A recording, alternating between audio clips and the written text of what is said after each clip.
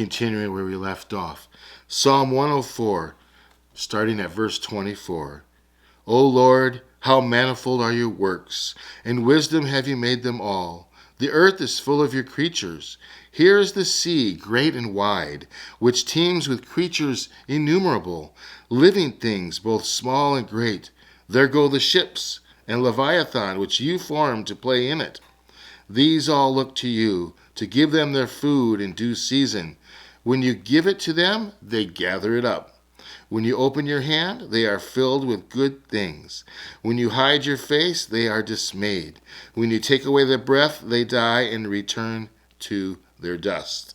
When you send forth your spirit, they are created, and you renew the face of the ground.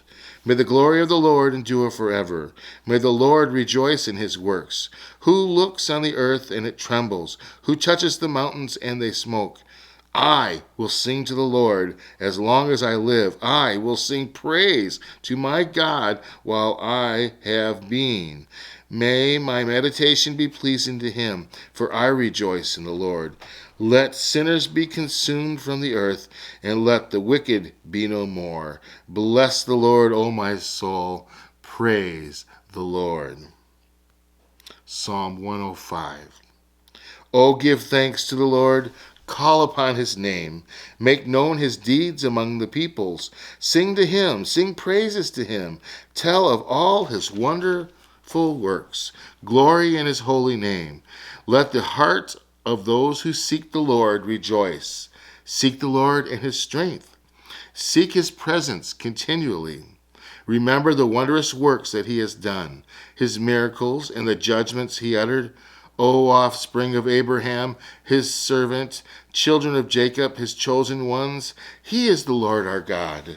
His judgments are in all the earth. He remembers his covenant forever, the word that he commanded for 1,000 generations, the covenant that he made with Abraham, his sworn promise to Isaac, which he confirmed to Jacob as a statute, to Israel as an everlasting covenant, saying, to you I will give the land of Canaan as your portion for an inheritance. When they were few in number, of little account, and the sojourners in it, wandering from nation to nation, from one kingdom to another people, he allowed no one to oppress them. He rebuked kings on their account, saying, touch not my anointed ones.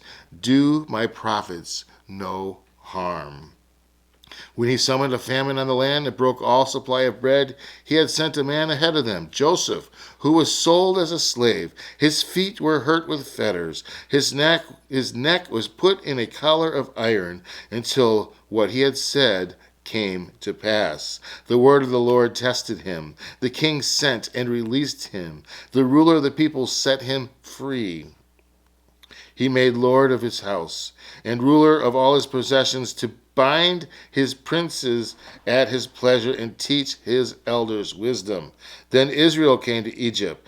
Jacob sojourned in the land of Ham, and the Lord made his people very fruitful and made them stronger than their foes. He turned their hearts to hate his people and to deal craftily with servants. He sent Moses, his servant, and Aaron, whom he had chosen. They performed his signs among them and miracles in the land of Ham. He sent darkness and made the land dark. They did not rebel against his words. They turned their waters into blood and caused their fish to die.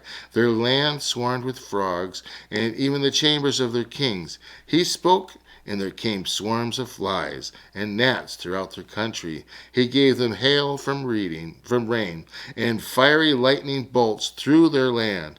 He struck down their vines and fig trees, and shattered the trees of their country. He spoke, and the locusts came, young locusts without number, which devoured all the vegetation in the land and ate all the fruit of the ground. He struck down all the firstborn in their land, the firstfruits of all their strength.